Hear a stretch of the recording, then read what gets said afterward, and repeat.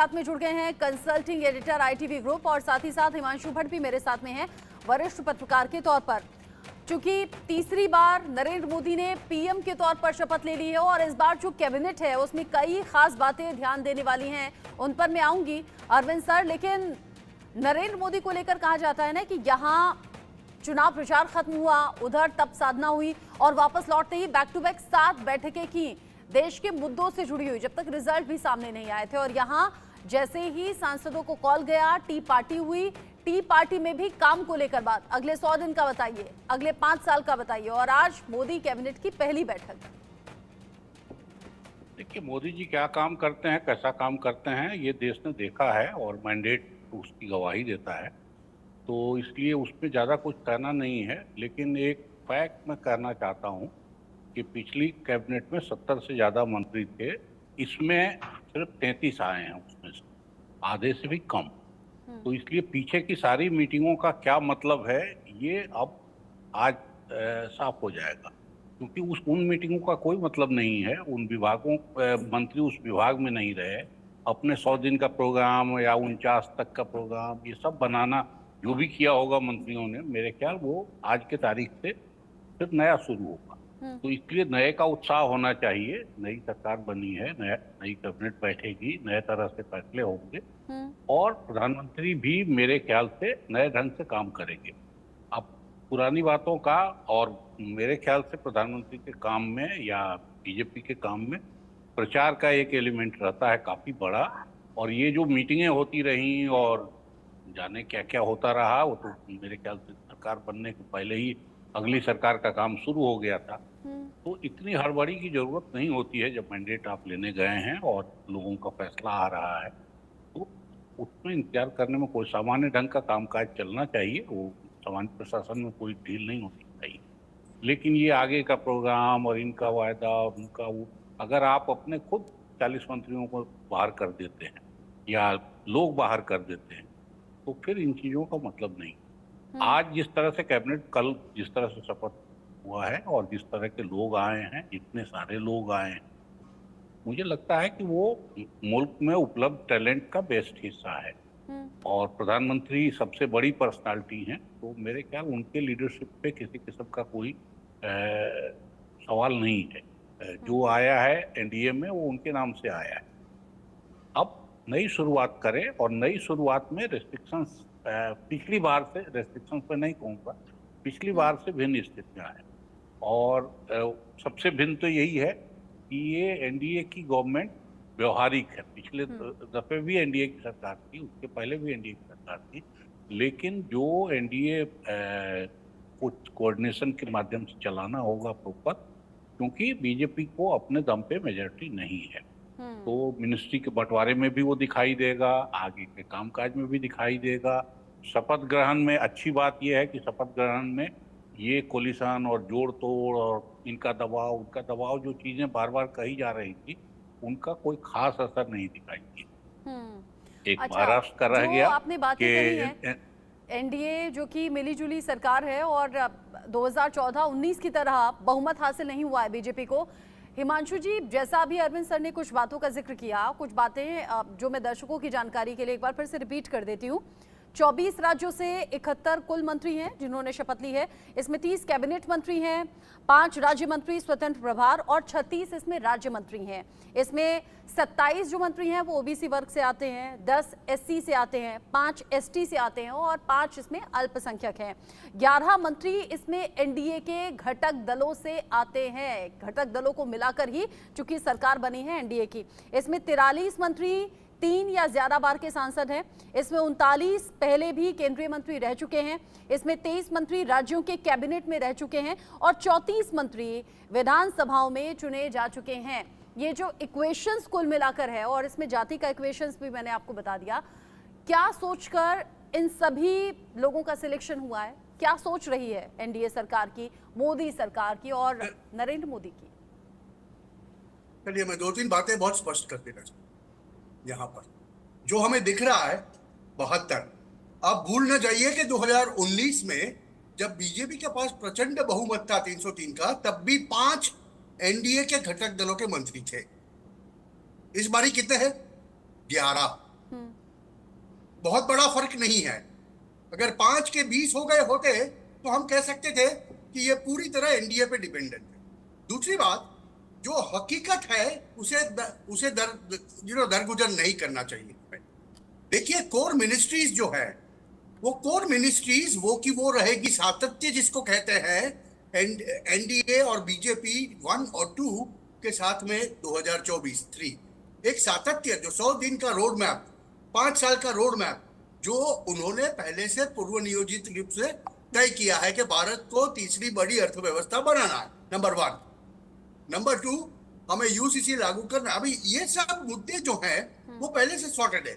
और इसके लिए अगर हम देखेंगे तो पहले 15 मंत्री जिन्होंने शपथ ग्रहण की है, जो कि कोर होते हैं, और 5 विभाग, जो हम गृह की बात करें, संरक्षण की बात करें, फिनांस की बात करें, फॉरेन अफेयर्स की बात करें, साथ में इंफ्रास्ट्रक्चर डेवलपमेंट की बात करें, तो ये सब तो सातत्यमय रहने वाला है।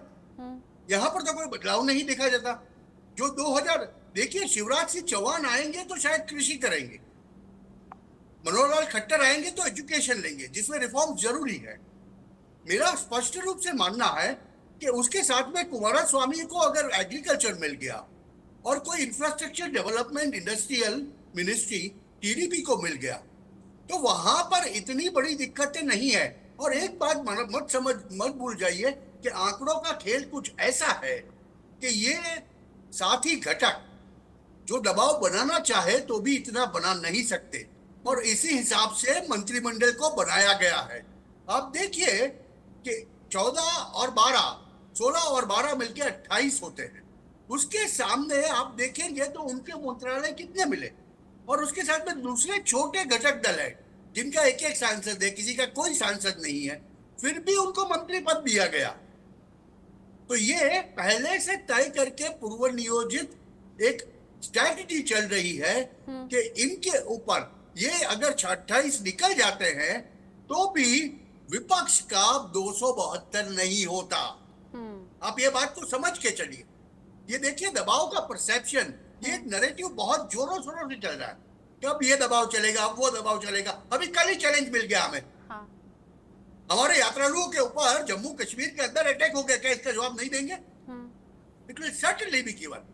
तो ये जो है ना, नरेंद्र मोदी का, जो मेरे हिसाब से मैं जो समझता हूँ और मैं जो जानता हूँ नरेंद्र भाई को पर्सनल तरीके से, जितना मैंने जाना है गुजरात के समय में, उतने से मैं ये कह सकता हूँ कि ये अपनी मिनिस्ट्री अपने हिसाब से चलाते हैं सब, माई वे। और मैं दूसरा तो नहीं कहूंगा भाई वे, मगर my way is the right वे।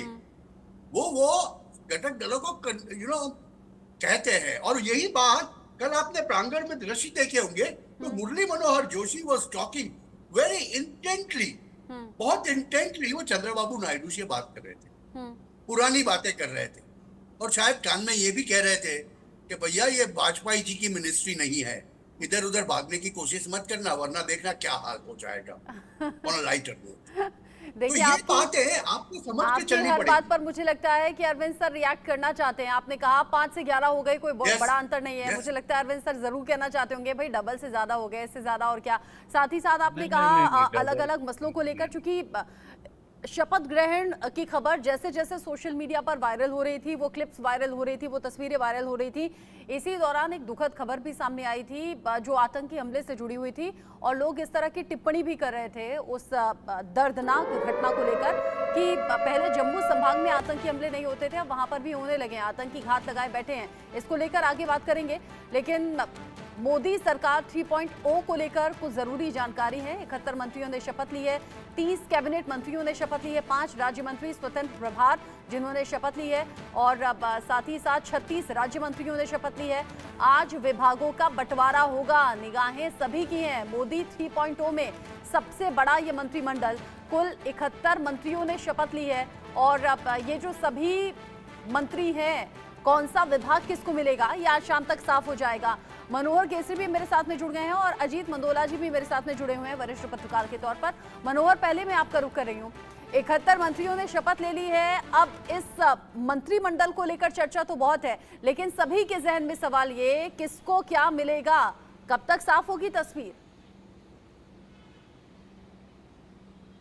देखिए, बिल्कुल आज शाम में 5 बजे कैबिनेट की बैठक बुलाई गई है जो प्रधानमंत्री आवास 7 लोक कल्याण मार्ग में होगा।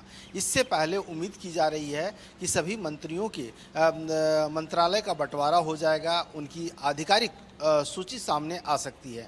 अब आप देखिए, इस मंत्रिमंडल में काफ़ी वरिष्ठ लोग आए हैं। वरिष्ठ लोग कहने का मतलब है जिनको राज्य में भी अनुभव है और केंद्र में भी अनुभव है। 6 पूर्व मुख्यमंत्री हैं जिन्हें कैबिनेट मंत्री का दर्जा दिया गया है। कैबिनेट मंत्री के रूप में उन्होंने शपथ ली है। और आप देखिए 11 नए जो हैं विपक्ष जो इनके घटक दल हैं, 11 घटक दलों को जो है सो मंत्रिमंडल में शामिल किया गया है। 33 नए चेहरे हैं जो पहली बार जो है उन्होंने केंद्रीय मंत्री के रूप में शपथ ली है। प्रधानमंत्री नरेंद्र मोदी ने कल शपथ के बाद ये बात कही कि हम जो है सभी लोग मिल करके देश को विकास की नई ऊंचाई तक पहुंचाएंगे। क्लियर है, उनका मैसेज साफ है कि आज कैबिनेट की बैठक होगी। कैबिनेट की बैठक में 2 एजेंडे पर चर्चा हो सकती है। एक तो संसद के सत्र को लेकर के और दूसरा 100 दिन का जो प्लान है, क्योंकि प्रधानमंत्री नरेंद्र मोदी कई बार कह चुके हैं कि हमने रोड मैप तैयार कर लिया है कि 100 दिन में वो क्या कुछ करने वाले हैं, उसको लेकर के भी चर्चा हो सकती है। और अब आप देखिए, इस जो मंत्रालय में चीज़ें अगर आप देख रहे हैं, जिसकी चर्चा मैं कर रहा था कि 43 ऐसे केंद्रीय मंत्री हैं जो 3 बार सांसद रह चुके हैं या उससे ज़्यादा बार सांसद रह चुके हैं। 39 मतलब 39 ऐसे मंत्री हैं जो केंद्र सरकार में मंत्री रह चुके हैं। तो मतलब आप समझ सकते हैं कि प्रधानमंत्री ने कैसे कैसे लोगों को तवज्जो दिया है ताकि उनका जो सपना है 2047 तक भारत को विकसित भारत बनाना। 140 करोड़ देशवासी जो लगातार ये सोच रहे हैं कब हम अमेरिका के साथ कंधे से कंधा मिलाकर के चल पाएंगे, कब हम चाइना के साथ विकसित भारत हो पाएंगे। हाँ। तो इस तरह से जो उन्होंने सपना दिखाया है उसे पूरा करने के लिए आपको मोदी 3.0 में ये सारी चीजें देखने को झलक दिखती है। और जिस तरीके से इन 71 चेहरों का चुनाव हुआ है उसमें महिलाओं की संख्या दिखती है, उसमें युवाओं की संख्या दिखती है।